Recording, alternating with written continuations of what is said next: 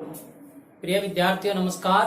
हिंदी की ऑनलाइन शिक्षण व्यवस्था में आप सबका हार्दिक अभिनंदन स्वागत। आइए प्रारंभ करते हैं हिंदी व्याकरण का अध्ययन। हिंदी व्याकरण में हम काल के संबंध में अध्ययन कर रहे हैं और हमने जाना है कि काल 3 प्रकार के होते हैं: भूतकाल, वर्तमान काल और भविष्यत काल।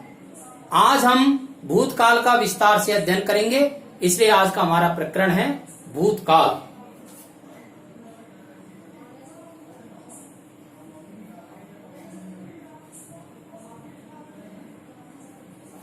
भूतकाल का शाब्दिक अर्थ होता है बीता हुआ समय।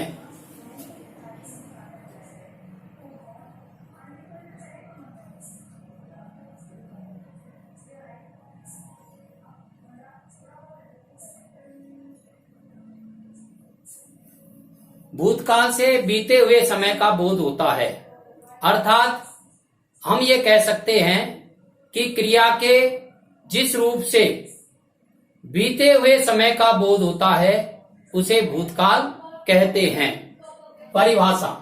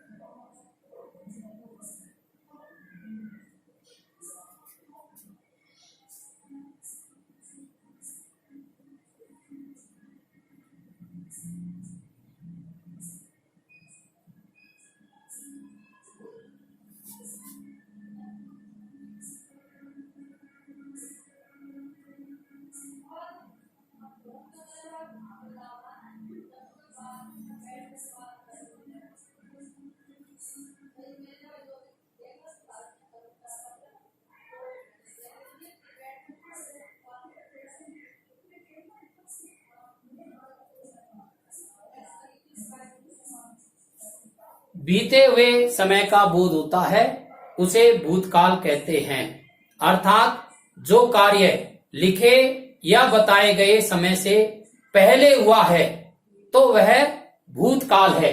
इसलिए इसकी दूसरी विशेषता हम यह कह सकते हैं, जो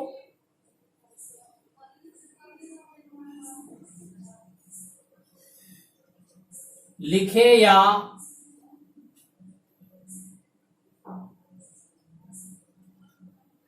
बताए गए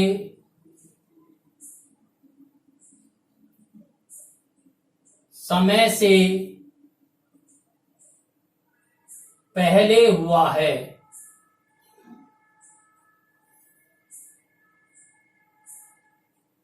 तो भूतकाल के पहचान के चिन्ह हैं।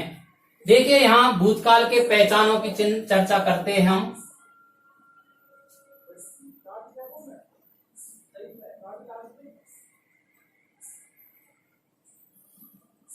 पहचान के चिन्ह: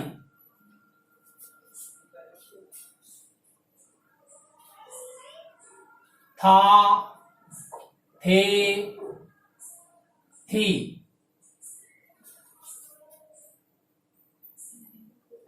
या, ये, ये, वह, आ, ए, ई। ये भूतकाल के पहचान के चिन्ह हैं। क्रियाओं के अंत में और इन चिन्हों को देख करके हम भूतकाल की पहचान कर सकते हैं।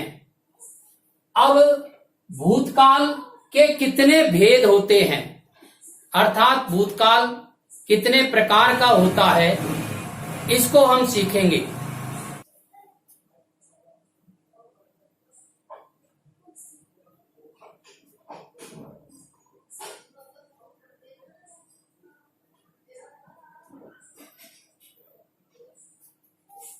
भूतकाल के 6 भेद बताए गए हैं।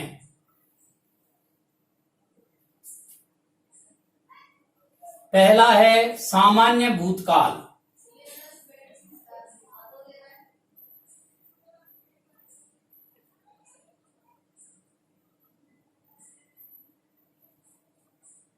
दूसरा है आसन्न भूतकाल,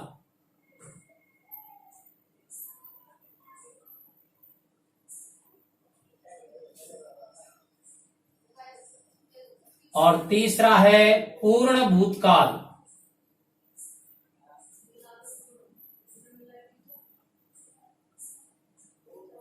चौथा है अपूर्ण भूतकाल।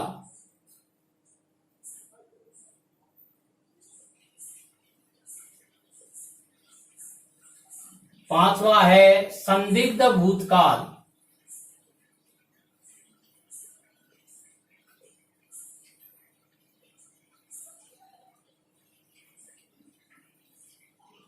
और छठा है हेतु मद भूतकाल।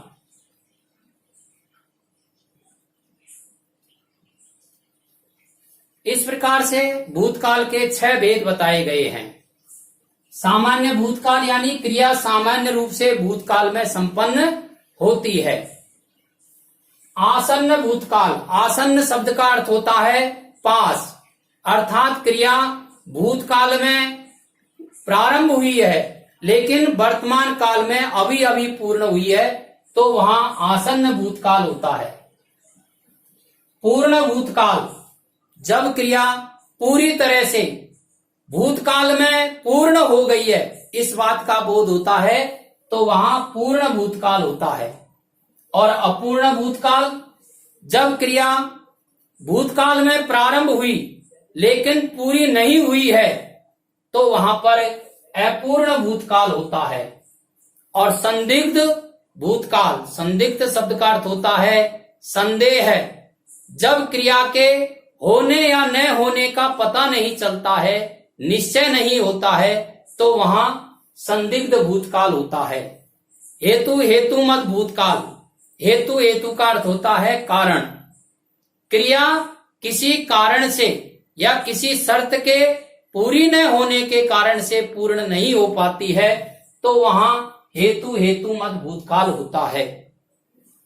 अब इस भूतकाल के 6 भेदों को उदाहरणों से समझाने की दृष्टि से और यहाँ विस्तार से परिभाषा सहित वर्णन किया गया है। सामान्य भूतकाल, सामान्य भूतकाल के और उदाहरण है अविनाश ने गाना गाया, गाड़ी जा चुकी थी, वे कल यहां आए थे, मैंने खाना खाया। क्रिया भूतकाल में होती है परंतु यह ज्ञात नहीं होता है कि कब समाप्त हुई है, समय का बोध नहीं होता है, इसलिए इस काल में कभी कभी समय सूचक शब्दों का भी प्रयोग होता है। जैसे यहां हुआ है वे कल यहां आए थे। कल जो शब्द है यह समय सूचक शब्द है। आसन्न भूतकाल, आसन्न का अर्थ होता है पास, कार्य भूतकाल में प्रारंभ हुआ और वर्तमान काल में अभी अभी पूर्ण हुआ है। उदाहरण देखिए, नगर में एक साधु आए हैं, प्रभा बस अभी गई है, वे अभी आए हैं। तीसरा जो इसका भेद है वह है पूर्ण भूतकाल। पूर्ण का अर्थ होता है पूरा, जब क्रिया पूर्ण रूप से भूतकाल में ही पूर्ण हो जाती है तो वहां पूर्ण भूतकाल होता है। उदाहरण देखिए, व्यास जी ने महाभारत रचा था, कार्य पहले से ही पूरा हो चुका है। वर्षा न होने से खेती सूख गई थी। इसका चौथा भेद है अपूर्ण भूतकाल। अपूर्ण भूत का मतलब होता है बीते हुए समय का अपूर्ण होना। कार्य भूतकाल में प्रारंभ हो रहा था परंतु पूर्ण नहीं हुआ। चुनावी रंग निरंतर बढ़ रहा था, कार्य पूरा नहीं हुआ है, अपूर्ण भूतकाल है। रोम जलता था, नीरो बंसी बजाता था, यह भी अपूर्ण भूतकाल का उदाहरण है। राकेश सोता था, यह भी अपूर्ण भूतकाल का उदाहरण है। और इसका 5वां भेद है संदिग्ध भूतकाल। संदिग्ध शब्द का अर्थ तो आप जानते हैं, संदिग्ध यानी होता है संदेह। देखिए यहां समझाया है, क्रिया के पूरे होने या न होने का निश्चय नहीं होता है, अर्थात उसमें संदेह होता है, तो वहां पर संदिग्ध भूतकाल होता है। वह चला गया होगा, क्रिया पूरी नहीं हुई है और न ये पता चल रहा है कि अधूरी रही है। जब पूरे होने या न होने का निश्चय नहीं हो पाता है तो वहां संदिग्ध भूतकाल होता है। वह चला गया होगा, खाना गीता ने ही बनाया होगा, किसान जा चुके होंगे। इसका जो छठा भेद है वह है हेतु हेतु मद भूतकाल। हेतु शब्द का अर्थ कारण होता है, आप सब जानते हैं। कारण, कार्य भूतकाल में होना था, शर्त पूरी न हो पाने के कारण नहीं हुआ। तो ऐसे समय में कौन सा भूतकाल होगा? तो वहां होगा हेतु हेतु मद भूतकाल।